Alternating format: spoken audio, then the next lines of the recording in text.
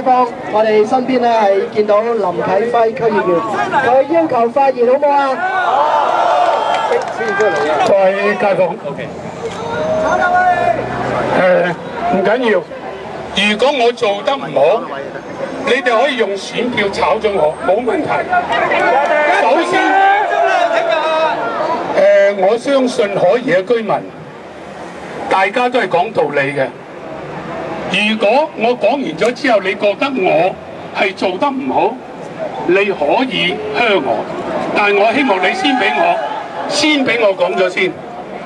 第一樣，而家我尊重公民黨、人民力量各個黨派為咗海怡西商場有可能變成特賣場，大家嘅不滿同埋抗爭，我同大家係一致嘅。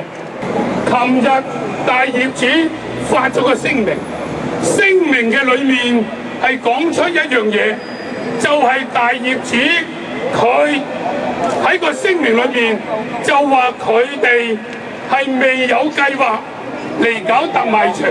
未有嗱，聽住。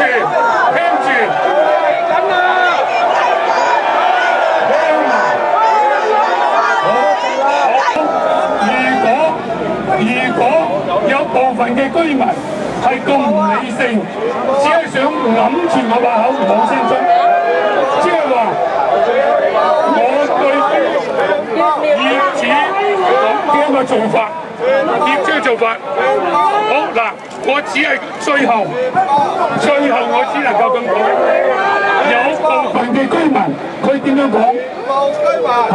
路遙知馬力，日久見人心。